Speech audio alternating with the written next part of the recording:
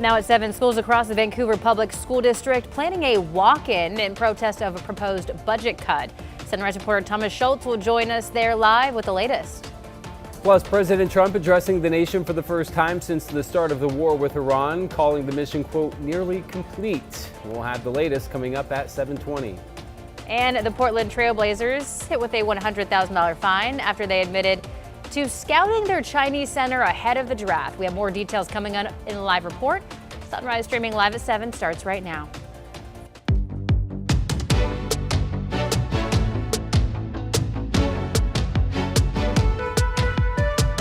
Good morning, and thank you for joining us live at 7 o'clock. I'm China Green. And I'm Matthew Herchick. Glad to have you with us on this Thursday morning. Rod Hill is off, so Chris McGinnis keeping an eye on the weather. Corey's keeping an eye on traffic.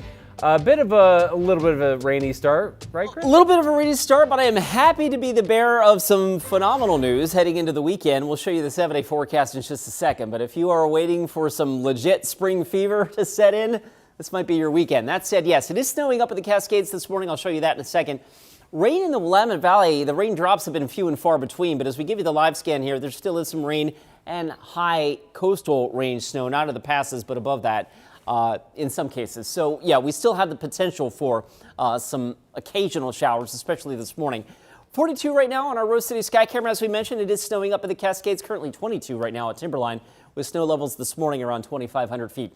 The plan for today, a few showers around, although the radar trends have certainly shown most of the I-5 corridor has been generally dry for the last several hours. We still have at least a chance of a shower, but also more in the way of sun breaks as we head into this afternoon with high temperatures inching into the upper 50s. How are the roads right now, Corey? Yeah, good morning, Chris. They're moving along quite nicely. Not seeing much as far as delays are concerned out at this hour. This is a look at several interstates across our area. But yeah, no new accidents to report. Only a few areas of slowdown. I-84 West moving just a touch slow at Gateway this morning. But other than that, moving along quite nicely. This is 405 at Northwest Jefferson. No delays for us there. A look at your drive time sitting normal if you're taking Brookwood Parkway to the 405. Sits at about 17 minutes. Guys? Thank you, Corey.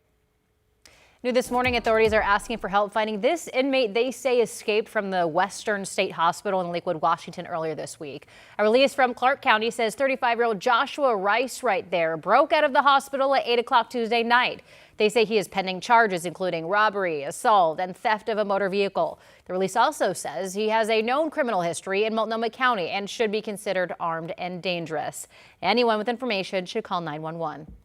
And Oregon State Police are looking for a Salem woman they say disappeared last week after running out of gas along Highway 22. Investigators say Maria Kilmer was picking someone up in Lyons, east of Staten, when she ran out of gas on the way back to Salem. Now, the passenger told police that Kilmer left the car and got into the car with an unknown driver who stopped at the scene, leaving behind her keys, purse, ID, and phone. Anyone who knows where she might be should call 911 or contact state police. Meanwhile, the suspect caught on video stealing thousands of dollars worth of bikes in Portland is now headed to prison for more than 5 years. Prosecutors say he broke into apartments and condos across Portland, then sold the stolen bikes for drugs.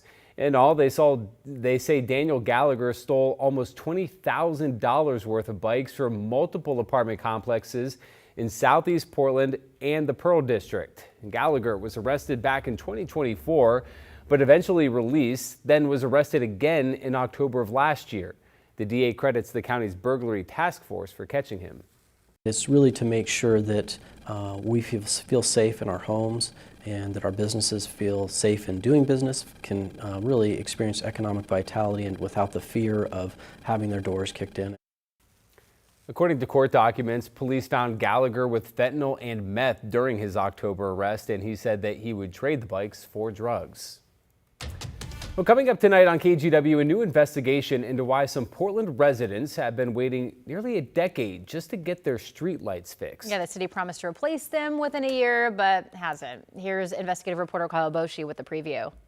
It all started with a crash. A car took out a street light right outside a home in southwest Portland. The homeowner figured the city would fix it quickly. 4 years later, he's still asking why it took so long.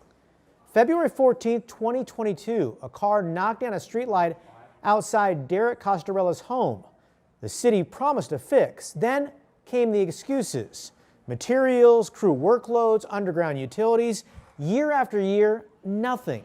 Then, the same day we showed up, a city crew arrived and fixed it in less than 2 hours. You know, these guys are the heroes. They do the work, but it's like, what are the layers of administration between these guys and the mayor, and that just continue to kind of punt issues out and just aren't accountable. That homeowner finally got his light pole fixed, but tonight we'll show you how many others are still waiting and why the city warns it could get even worse. Our full investigation coming up tonight at 6. In Southwest Washington, schools all across Vancouver public schools are planning to have a walk-in to the school today. Yeah, parents and staff will gather at schools across the district and push back against proposed budget cuts. Sunrise reporter Thomas Schultz is live at Sacagawea Elementary School. Thomas, what else are we expecting today? Yeah, guys, well, that walk-in here at Sacagawea is getting started right behind us. We just spoke to a teacher who says she's in her 9th year here, and she just recently learned her position is expected to be cut, causing a lot of stress and anxiety, and all the while she's just trying to continue to do her job while being under the certainty that it's not going to be there next year. I want to show you what it looks like right behind us. You can see it's a lot of parents and families, a lot of kids have been showing up here over the past couple of minutes. They're going to be out here until 7:20 right before school starts to protest against these budget cuts. Look, it's all across the district here at VPS where these walk-ins are happening today. It comes after the school district announced plans to slash $24 million. Last week, the district issued notices to around 280 teachers, informing them their jobs may be cut. The district says not all of those teachers will be laid off. Some could be recalled or reassigned, though for some teachers like the one we just spoke with, that creates its own stress of will they or won't they get a job back. In addition to layoffs, some full-time staff positions are being reduced to part-time jobs. Last week, a district spokesperson told us that while these reductions for staff members being bumped to part-time is difficult, they believe it's better than a complete job loss. Still, staff say some employees were crying last week when they heard about the news and unsure what would come next after the layoffs were announced. That's a sentiment that we heard today as well and will continue to hear throughout this morning. We've also seen cuts like this all across our area, not just here in Washington, but also in Oregon as well, as schools in both states have dealt with under-enrollment and also administrators say under-investment from the state's legislature, both here in Washington and in Oregon. Matthew, China. Our Thomas Schultz reporting live this morning. Thank you, Thomas. Meantime, if you got a 3 or 4-year-old child, the Multnomah County applications are now open for free preschool. County officials say that this will be the biggest year so far for the Preschool for All program. Your kid must be 3 or 4 by September 1st to qualify for this. You can choose for them to go to school at child care centers, community centers, school-based classrooms, or individual homes. It opens the door to education at an early age for all children in our community. It's how we make sure our kids get a great start. You know, as parents, there's nothing more important to us than making sure our kids are in good care and that they're learning and that they're ready to start school. Preschool for All is open to every kid in Multnomah County, regardless of income. You can apply until the end of the month. Well, it's 7:08. Time to get back over to Chris for a look at the forecast. And you've got some really great news for this weekend, Yes. Chris. Yeah, if spring and warmth is your thing, you're going to like the weekend forecast. For now, it's still a little cool out there, and in some cases we are a little wet as well. This is the live look from the spring to the waterfront in Vancouver. You can see broken cloud cover there. 43 degrees last check at Pearson Airfield. Our Rose City sky camera showing broken cloud cover over downtown. Currently 42 degrees at PDX. And last but not least, down to Salem. A few more breaks in the clouds as you get down into Marion County. Current temperature right now, 40. All right, so radar over the last 3 hours, and now stopping it for the live scan. The void of rain in the I-5 corridor from Vancouver to Salem has been really plain to see here over the last 3 hours. So the showers are increasingly confined to the higher terrain of the Coast Range and in the Cascades. Of course, up in the Cascades, it's snow above about 2,500 feet today, and that'll continue on and off here for the next little while. Futurecast does continue with the shower threat up and down the I-5 corridor for the first part of the day. But you can see that our modeling also starts to really begin to clear the sky out over the Coast Range and eventually over the Willamette Valley later this afternoon. So the trend will be downward with the showers and upward with the sun breaks as we go through our day today. Maybe some patchy fog early tomorrow morning. Otherwise, the beginning of what should be several really nice days in a row starting tomorrow. That said, the watch warning advisory map is active this morning. We still have ongoing winter weather advisories for the North Oregon Cascades and a wind advisory for the East Gorge and Columbia Basin. Check this out. Late this afternoon, west winds will go whipping through the gorge. From the Dalles out towards the Arlington area, you could easily see wind gusts at times over 40+ miles an hour. So be aware of that traveling through Interstate 84 specifically. Temperatures through that part of the state in the upper 50s this afternoon. Showers coming to an end in the Willamette Valley, and mid to upper 50s should do it for most of us. And as we get into the weekend forecast, there is the possibility of some frost for some of us tomorrow morning. I'll dive more into that in my next weathercast. And then there is the aforementioned really nice weather this weekend, inching into the 70s, I think, on Saturday, maybe 3 consecutive days, possibly record warmth for Easter Sunday. Corey? Yeah, I like the sound of those 70s, Chris. And also, I like how the roads are looking right now. Off to a good start this morning. Not seeing too many areas with delays. A live look right now from I-405 at Montgomery, moving along smoothly. The same for 405 at the Fremont Bridge West at this hour. As far as accidents are concerned, also looking good at this time. Seeing just a little bit of slowdown along I-5 South from Vancouver into Portland just before the Interstate Bridge, likely due to an accident that we saw earlier this morning that had several lanes of I-5 South closed, but that has long since cleared. However, the drive time still sitting slightly elevated if you're making your way from Main Street into or to the 405. Sits at about 19 minutes. Guys. Thank you, Corey. Booster ignition and liftoff. Godspeed, Artemis II. Let's go. Artemis II officially headed to the moon. Coming up, a look at the mission and one little problem the crew found on the ship. Don't go anywhere. Sunrise streaming live at 7 continues in just 2 minutes. I'm Matthew Herchick, new morning anchor at KGW. I'm a huge sports fan, and I know I might be from the Buckeye State, but I'm excited to explore what the Rose City has to offer. I want to make sure you're prepared for the day, whether it's bringing you breaking news or sharing those inspirational stories that make you smile. We've got you covered. Because when news moves fast, you need a team that moves with you. Make the move to Portland's #1 streaming newscast, Sunrise, weekday mornings from 5 to 9, anywhere you watch.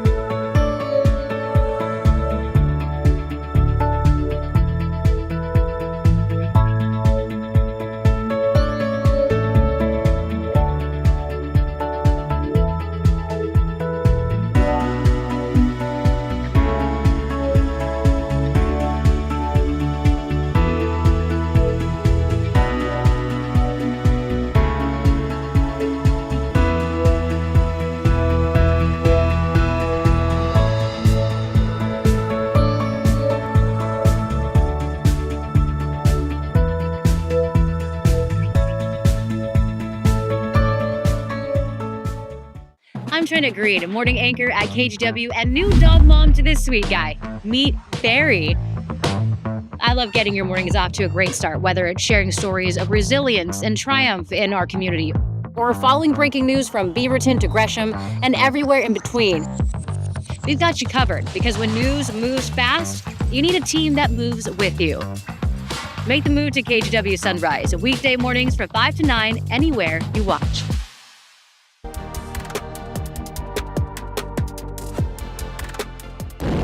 4, 3, 2, 1. Booster ignition and liftoff. The crew of Artemis II now bound for the moon. The view as 4 astronauts launched into space on a mission to orbit the moon. NASA's Artemis II mission successfully launched yesterday afternoon from Florida. The crew is just waking up and still in orbit around the Earth. This is a live look at the tracker from the We're looking live at a tracker of the mission from NASA. There we go. The crew will be working to move to an oval-shaped orbit today that will then lead them to the moon. Now, the crew is made up of Commander Reed Wiseman, pilot Victor Glover, mission specialist Christina Cook, and Canadian astronaut Jeremy Hansen. The crew is now in the capable hands of Mission Control Houston. the Johnson Space Center, where teams will guide Orion through each phase of the mission with the same discipline and precision that has brought us to this moment. After Artemis II, NASA's plan to have boots on the lunar surface by 2028. And while the first day went mostly according to plan, there was a bit of an issue when it came to astronauts' toilet.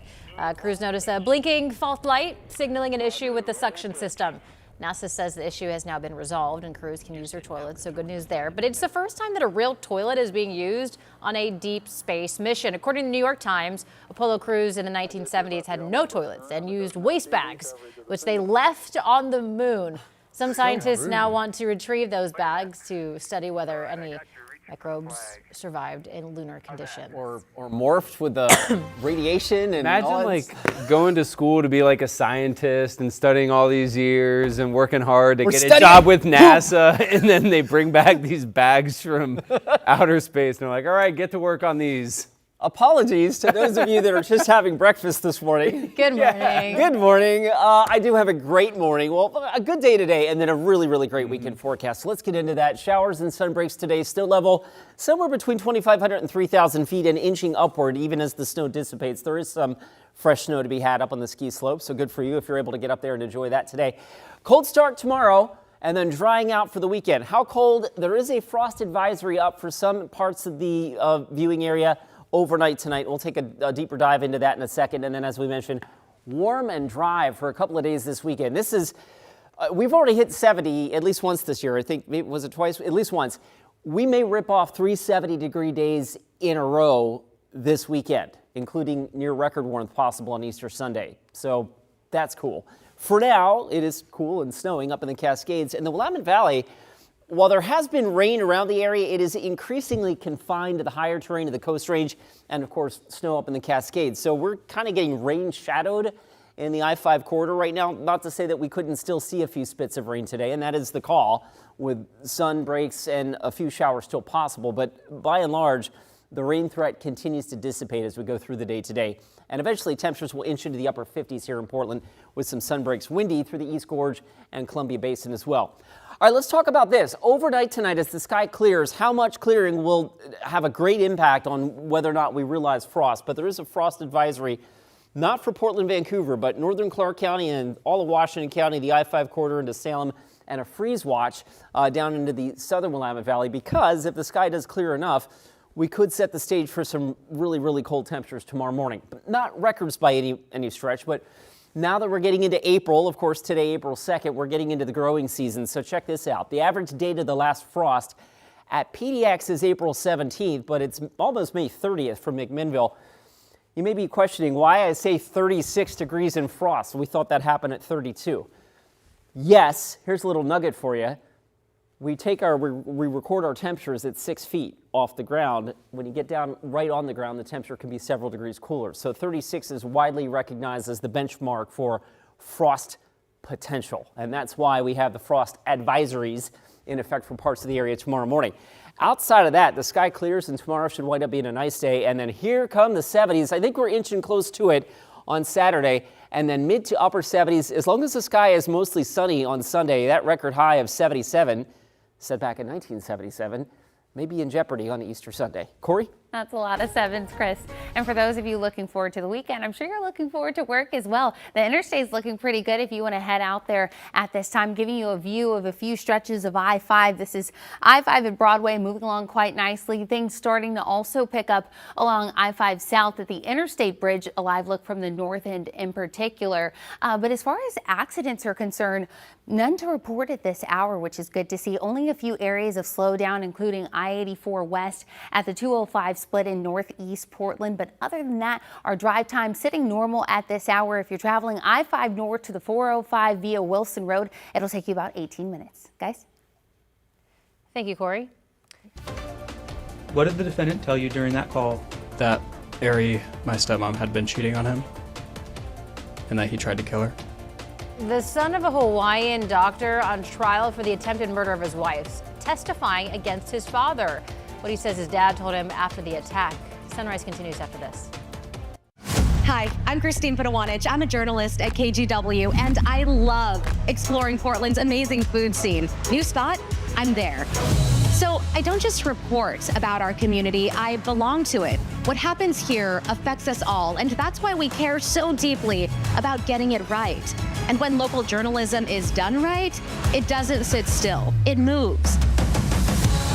It moves you to act, to vote, to volunteer, to speak up, or to lend a hand.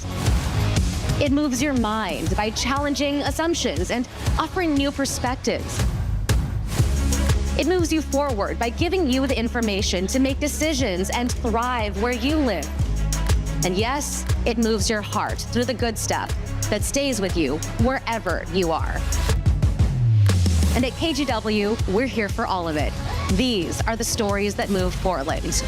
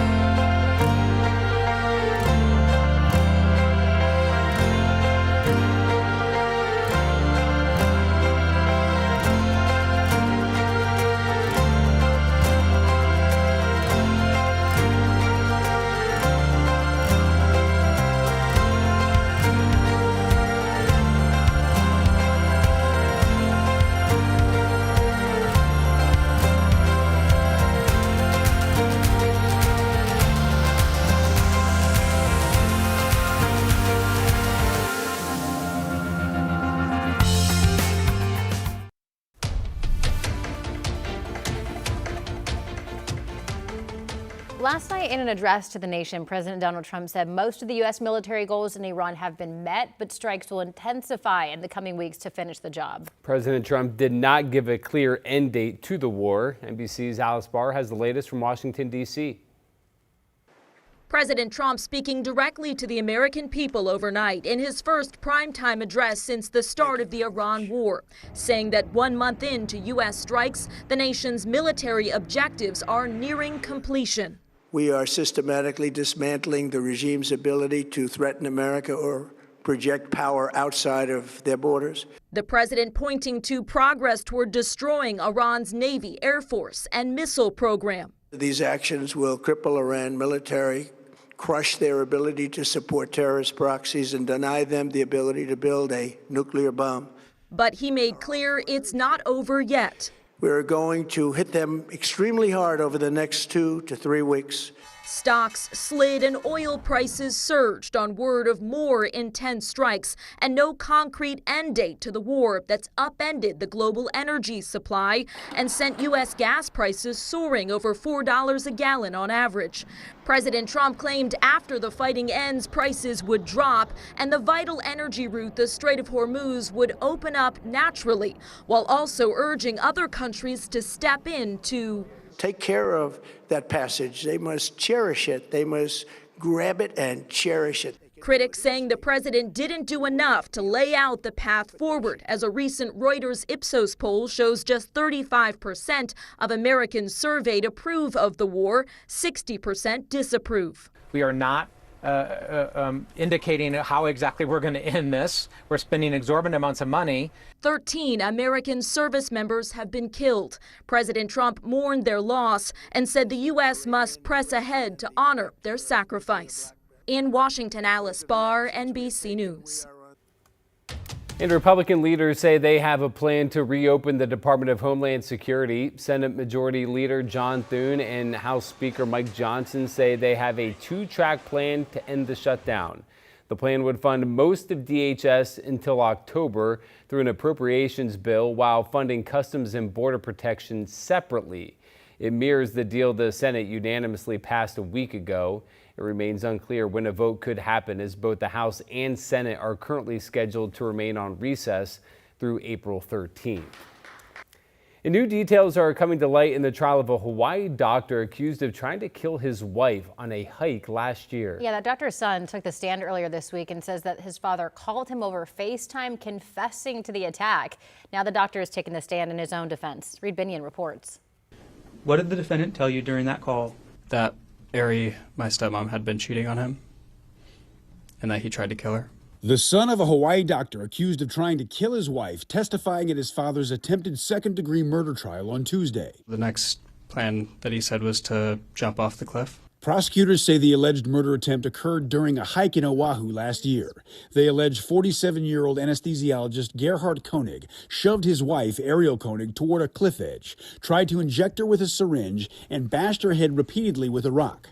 Koenig's son went into more detail about what he said his father told him over FaceTime that day. I asked what was on his shirt because it looked like I saw splatters of something on his shirt, and he said, oh, it's just her, meaning Aries' blood.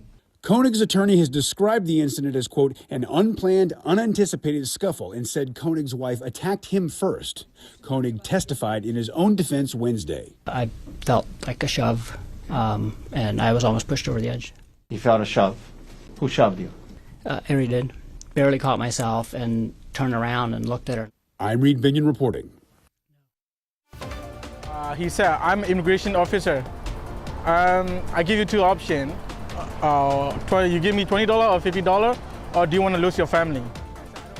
The man posing as an ICE agent trying to rob a 7-Eleven store worker. The details coming up in our next half hour. Plus, eye doctor is issuing a warning for people on weight loss medication. Why they say taking GLP-1s could cause you to lose your vision. Don't go anywhere. Sunrise continues after this.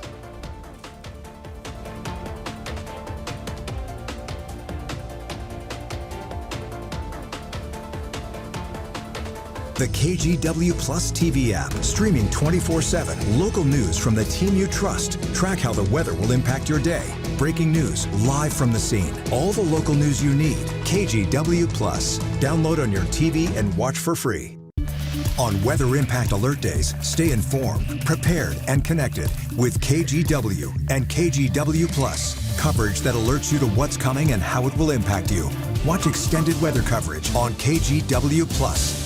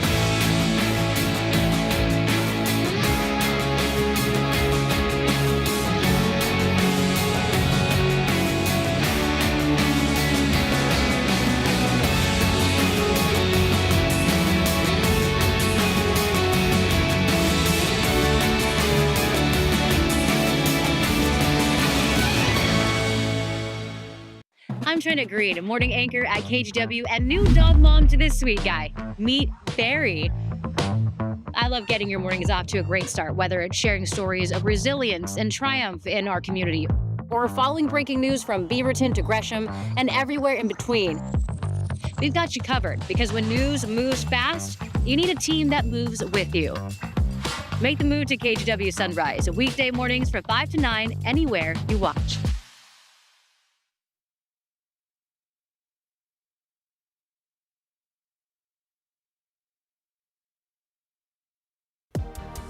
Well, the time now is 7:29. Things are moving along quite nicely across our interstates at this hour. I want to show you I-84 at 53rd Avenue starting to get a little bit congested as you approach Hollywood in the northeast Portland area. Other than that, looking good. This is 405 at Northwest Jefferson, moving along quite nicely. As far as your drive times are concerned, Brookwood Parkway to the 405 sits at about 18 minutes.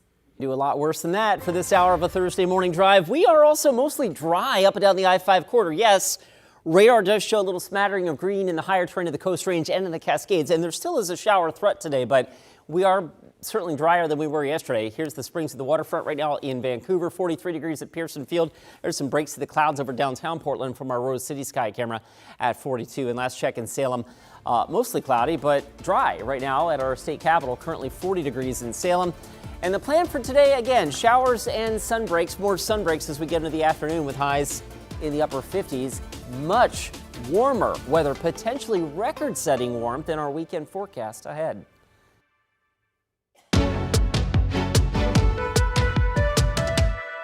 Good morning. Some of your favorite Hershey's and Reese's products will start to taste a little different. That's because starting next year, the Hershey's company will change some of its products to be made with its classic milk and dark chocolate recipes. Thank goodness. This includes products like Reese's mini cups and shapes, but there will be no changes to the recipes for Hershey's bars and regular Reese's cups because they are already made with that recipe. So is this going back to what they did before? Yes. Because weren't we saying that like they had changed? Yes, to make it not as chocolate, cream or something, like watered it down or something. Yay!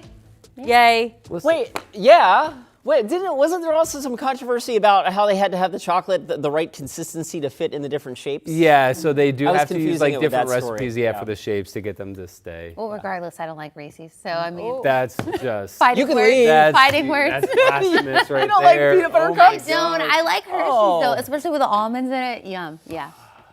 You got to do a s'more with the Hershey's. S'more? No. Like with the graham cracker. with the Hershey's marshmallow and the marshmallow and a peanut butter cup. I was going to say, There you go. do it with the Reese's. Oh, so good. That's it? Yep. Okay, well now I'm That's hungry. the jam. Yeah. Well, let's talk about weather because that's also the Reese's, jam. though. We will get into weather. We are actually mostly dry out there this morning after a pretty wet day yesterday and on and off showers overnight. The showers have been mostly off this morning. Now, they're not completely out of my forecast, but there will be a lot more dry time than wet today. Here's a live look from the spring to the waterfront in Vancouver. Broken cloud cover right now at Pearson Airfield, currently 43 degrees. We do have some breaks in the clouds over downtown Portland, where it's 42 and mostly cloudy. From our Salem sky camera, looking down on the Capitol Mall at 40. All right, the plan for today, mostly cloudy, especially this morning with a few showers. The shower threat actually diminishes as we head into the late afternoon. I may have to remove this from the 6 p.m. panel. So what we're saying there is that we trend drier and we climb into the upper 50s today, and we get a whole lot warmer from there in my 7-day forecast. More on that in just a few minutes. Corey? Yeah, well, things are looking really good this morning for our morning commute out on the roadway. If you're headed out the door, a few live looks for you. Some areas starting to become just a tad congested. I-84 westbound at 53rd. This is in the northeast Portland area approaching Hollywood at this time. And another view, 405 at Northwest Jefferson, also moving along smoothly. As far as accidents are concerned, not seeing any at this hour, but we do have a stalled vehicle incident in the Markham Hill area that we're monitoring. The southbound lanes from I-405, the off-ramp to northbound I-5, currently blocked at least partially because of that incident. Taking a look at your drive times, not sitting too bad. Wilsonville Road to I-405 sits at about 20 minutes. China? Thank you, Corey. A man has been arrested after police say that he posed as an ICE agent and then tried to rob a convenience store cashier. Yeah, the employee says that two men walked into the 7-Eleven on Southeast 92nd and Division Sunday morning. He told police one of the men walked up to the counter, pretended to work for ICE, then tried to rob him, showing him a gun and a fake badge. He said, I'm an immigration officer. I give you two options. You give me $20 or $50, or do you want to lose your family? I said, I don't have no money. And then he told me, I will be back and I'm going to shoot you. After he left, the employee called police, who found 19-year-old Mason Clark about a mile and a half away near Southeast 84th and Stevens. They arrested Clark and later found a transit card with a faded police badge sticker and an airsoft gun Clark told them he had dumped. Clark is facing charges of attempted theft by extortion and bias crime. President Trump attended Supreme Court arguments on his birthright citizenship case, becoming the first sitting president to watch his own case. The case challenges Trump's January executive order limiting birthright citizenship to children of permanent residents. Opponents say it violates the 14th Amendment, and justices appear to be skeptical of the administration's arguments. And then you expand it to a whole class of illegal aliens are here in the country.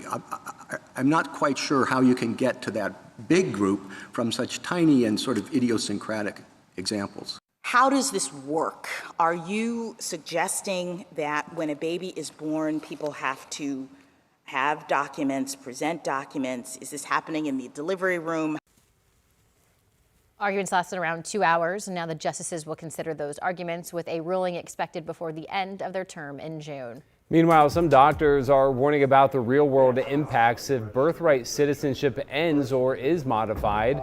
Right now, when a baby is born in the U.S., regardless of the mother's status, hospitals begin paperwork for a birth certificate, social security number, and health coverage. That immediate process allows families to schedule newborn follow-up care, which is crucial in their first year. But without citizenship, options could disappear. Many of them might not be eligible for programs to provide health care. They would not be eligible for Medicaid. And it's important that the children get the care that they need. National statistics also show Medicaid covers more than 40% of all U.S. births. Switching over to basketball, we've got some kind of bad news to share for the Blazers. Kind of bad news, he says. The team is being fined $100,000, and 2 assistant managers are being suspended because the team contacted a rookie player before he was drafted. Sunrise reporter Thomas Schultz joined us now. So, Thomas, what happened here? Break it down. Yeah, well, guys, look, there's 2 assistant general managers involved here, Sergi Oliva and Mike Schmitz. They're both being suspended for 2 weeks. Now, here's what happened. A few years ago, the Blazers contacted center Young Hansen before drafting him in last year's draft. The Blazers were reportedly in contact with Hansen back in December of 2023, years before he was eligible. ESPN reported that the Blazers self-reported the violation when it was brought to their attention. In his first year in Portland, it hasn't been too rosy for Hansen. The big man is averaging 2 points a game, 1.5 rebounds, and that's 7 minutes played per game. He has played in 19 games in the Blazers' G League affiliate, where he has played well. Hansen was seen by many as a reach by the Blazers in the draft, though the team was enamored by his potential. Now, even though the Blazers are, losing $100,000, there is a silver lining to all that lost money. The NBA says it's all going to go to charity. Guys. All right, Thomas Schultz reporting live. Thank you, Thomas. And speaking of Rip City, with the team under new ownership for the first time in decades, Texas billionaire Tom Dundon and some other investors are set to hold a news conference about the future of the franchise. We expect Dundon to lay out some of his vision and take questions from reporters. You can catch it live in its entirety at 3 p.m. later today on our free TV streaming app, KGW+. To the WNBA now, because we are just a day away from tomorrow's expansion draft, and the Portland Fire have already made their first trade. In a deal with the Chicago Sky, Portland will now get the 17th overall pick in the WNBA draft in exchange for the 21st overall pick. Portland also agreed not to take any of Chicago's players in the expansion draft. So the Fire will now have the 7th, 17th, and 37th picks. Tomorrow is the expansion draft. The WNBA draft is set for April 13th. A Carlton restaurant owner's zero waste efforts have earned her national recognition. Hayward chef and owner Carrie Shaughnessy says that she works hard to make use of just about every last morsel, whether that's saving vegetable scraps for stocks, fermenting fruit for later, or even dehydrating herbs to turn into seasonings. These no-waste practices earned Shaughnessy a $25,000 grant.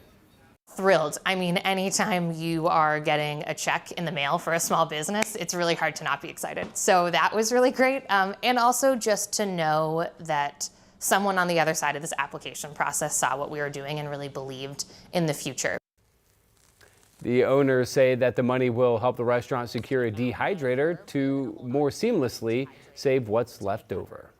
Your time now is 7:38. Headed over to Chris McGinnis for a look at the weather today and the beautiful weather this weekend. Yes, we just got to get through one more cool-ish, wet-ish day, and then if you are excited about warmth, we have some of that in the forecast, quite a bit of that as we head into the weekend. For now, though, radar showing a little smattering of green here and there.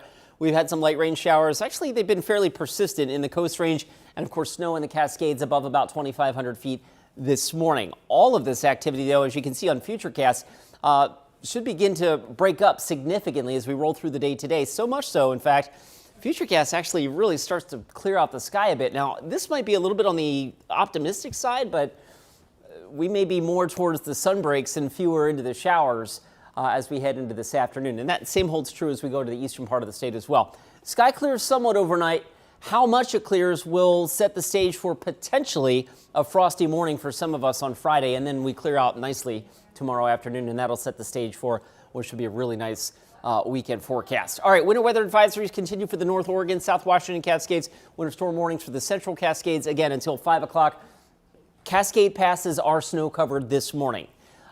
Continuing out into the East Gorge and the Columbia Basin, there is a wind advisory later this afternoon. Look at the west winds whipping through the East Gorge and Columbia Basin today on the order of 30 to 40 miles an hour, maybe even some higher gusts. So be aware of that, especially traveling along Interstate 84 throughout the day today. And then, then we start to clear things out and the weather really quiets down. All right, the remainder today, we mentioned the wind in the East Gorge, mid to upper 50s as the showers begin to diminish here in the Willamette Valley, and that'll set the stage for what should be, again, a really nice run of weather going into tomorrow. After the chilly start, we become mostly sunny, and then I've got us inching into the 70s on Saturday, well into the 70s, potentially upper 70s on Sunday, and still in the 70s on Monday. So potentially a 3-day run here of 70-degree warmth. We haven't seen that in months. Corey, back to you. Yeah, Chris, we're looking really good out on the roadway this morning. Not seeing much as far as delays are concerned. I want to show you our first look. This is I-5 at Broadway approaching Northeast Flinton Street. Not much delay there. We are seeing just a touch of a slowdown right now. This is along I-84 West near the 205 split currently. This is a live look from there, from that stretch just past the 205 split on Northeast Halsey Street. You can see those westbound lanes starting to crawl along just a touch. And then this is also another stalled vehicle incident in the Markham Hill area that I was just telling you about. Still there, stalled vehicle along 405 southbound, the off-ramp to northbound I-5 partially blocked as a result. But as far as our drive times are concerned, moving along okay, at least. If you're traveling I-5 south to the 405 via Main Street, it'll take about 18 minutes. China? Thank you, Corey. So if you didn't know, America is celebrating its 250th anniversary this year, and many people are celebrating by getting out this 4th of July. Where travelers are heading and how you can find the best deals coming up in just 2 minutes.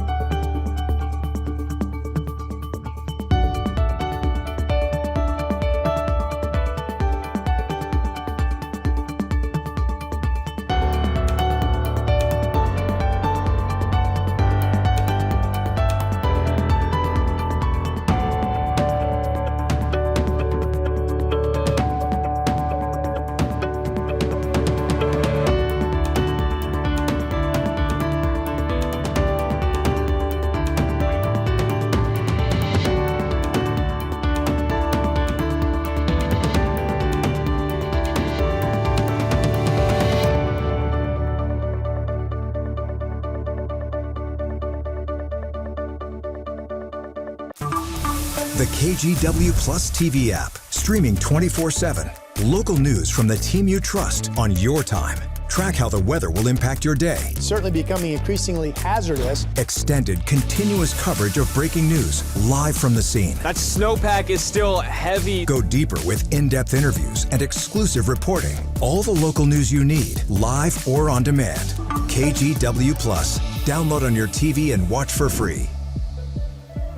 The KGW Plus TV app, streaming 24/7. Local news from the team you trust. Track how the weather will impact your day. Breaking news, live from the scene. All the local news you need. KGW Plus. Download on your TV and watch for free. On Weather Impact Alert Days, stay informed, prepared, and connected with KGW and KGW Plus. Coverage that alerts you to what's coming and how it will impact you. Watch extended weather coverage on KGW Plus. We are less than 100 days out from the 4th of July, and cities across the country are planning big celebrations for America's 250th anniversary. Did you do that right? 250, yes. For the people on there. Yeah. The milestone is also shifting travel plans with more people seeking out historic destinations. Jen Sullivan looks at where people are headed and how to find the best deals. From sea to shining sea, cities coast to coast are planning special celebrations to mark America 250 this July 4th. It's really a once-in-a-generation opportunity to celebrate our country all together at one time. Melanie Fish is a travel expert with Expedia. She says they've noticed a surge in people researching trips to areas home to famous parks that showcase the country's natural beauty. You can use the 250th as an excuse to explore a part of the country that you've just never seen before. Expedia's data shows the biggest jump in searches is for Billings, Montana, one of the entryways to Yellowstone Park, followed by Lake Tahoe, California, home to the Sierra Nevada peaks, and Asheville, North Carolina, near the Blue Ridge Mountains and Great Smoky Mountains. It's not just places of beauty that travelers are researching. Fish says cities with rich historic significance are trending as well, and some are destinations you may not typically think to visit. Expedia found travelers are really interested in spots like Birmingham, Alabama, where some of the most pivotal protests of the civil rights movement took place. Cherokee, Oklahoma, where travelers can visit heritage sites to learn about the Trail of Tears, where thousands of Native Americans were forced to migrate west. St. Louis, Missouri, the gateway to the west that sits along the mighty Mississippi River. America's a big place, so if you're not sure where you want to go, look at flight deals. Set your home airport, and you can see where are flights trending for certain dates at well below what's normally expected. For those who want to rent an RV, Fish recommends crunching the costs. It may be cheaper to fly to your destination and then rent an RV once you've arrived. She says the site RV Share allows you to book a one-way rental. For Consumer Watch, I'm Jen Sullivan. 4th of July is my favorite holiday, period. You got plans already? Yes, I'm going to Florida. Hey, Going to Florida. I'm going to North Carolina. So I guess you'll be here all Well, by see yourself. you later. You and Rod. Maybe not. Are you going somewhere? We were thinking about going to the beach, but Okay, now so? that, you know, Guess Florida in July? Yeah, I that's gonna know. We went there in late June last year, and oh my God, I She's grew up also in from humidity. Vegas, Yeah, I love it.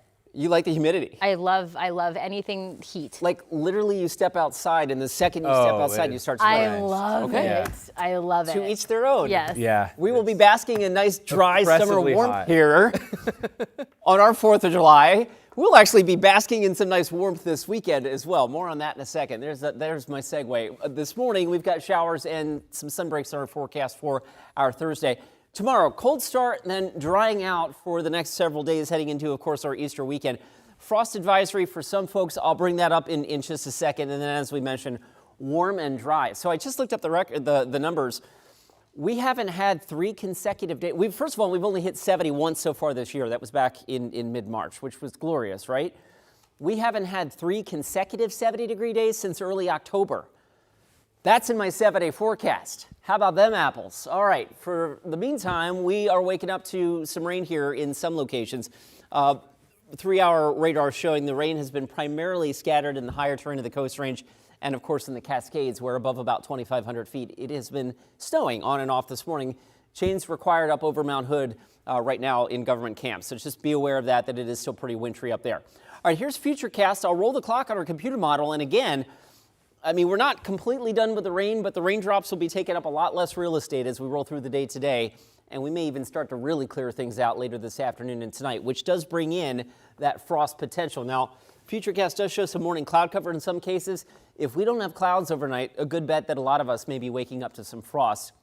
And that's why we've got the frost advisory in some areas. I'll show you that in a second. Mid to upper 50s will do it here in Portland today. Windy on the east side, East Gorge and out through the Columbia Basin. We could see west winds gusting 40 plus out there. Here's the frost advisory. It does not explicitly include Portland and Vancouver, but you get into outlying communities in Clark County, Multnomah County, and elsewhere.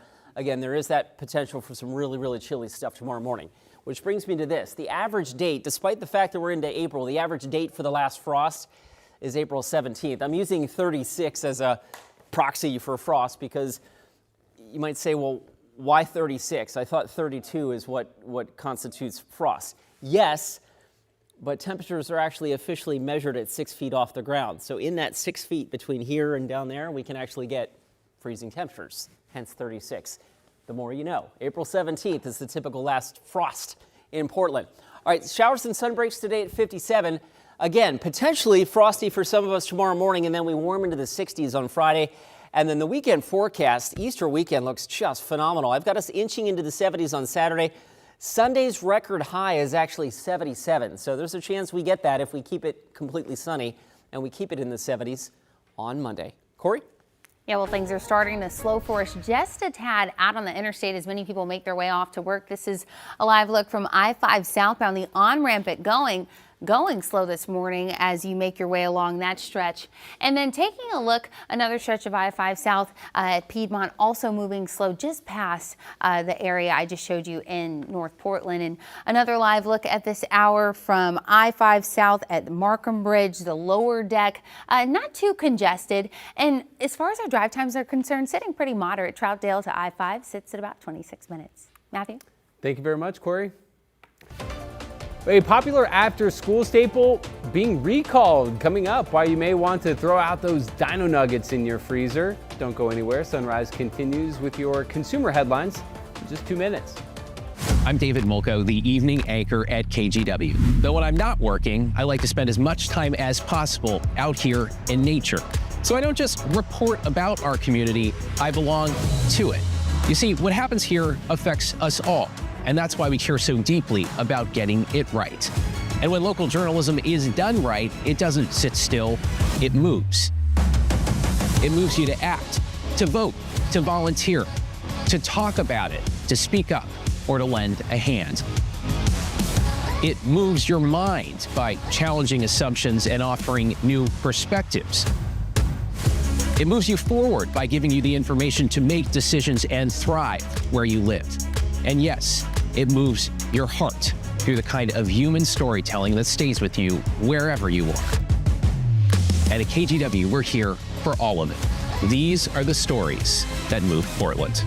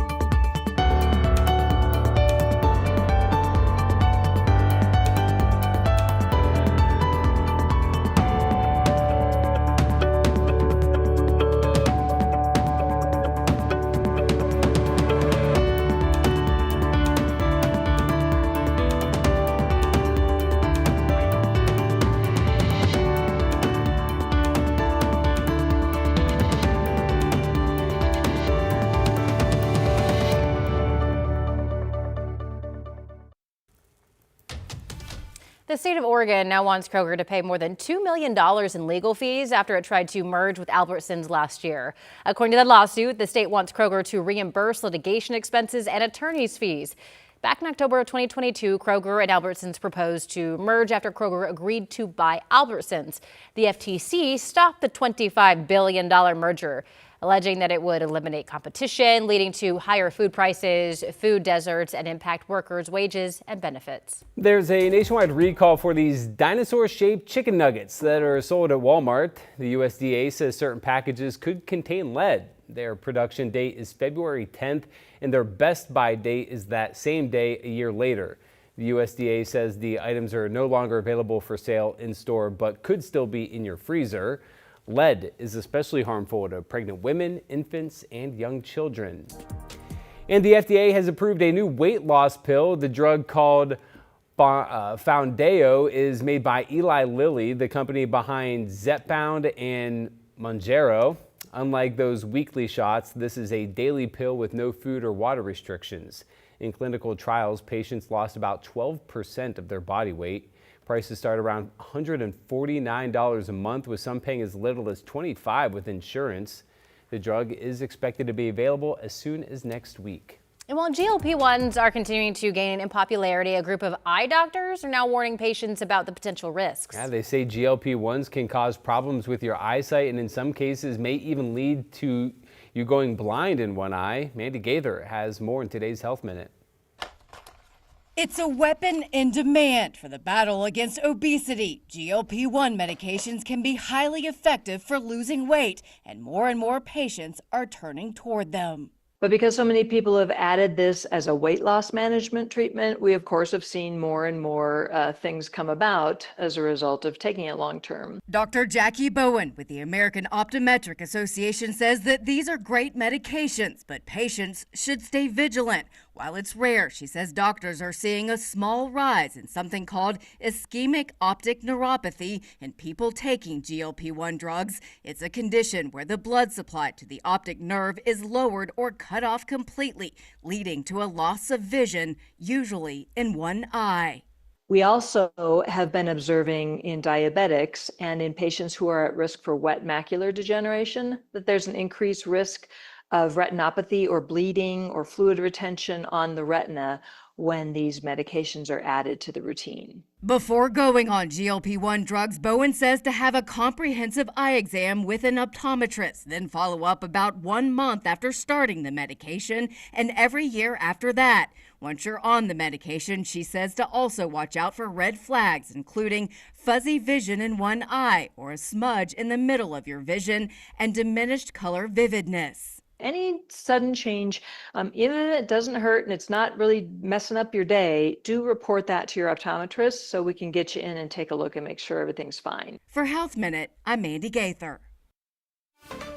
Coming up at 8, KGW Sunrise continues live on KGW Plus with the latest in the walk-in happening across Vancouver public schools. Yeah, what teachers are saying about the budget cuts and expected job losses.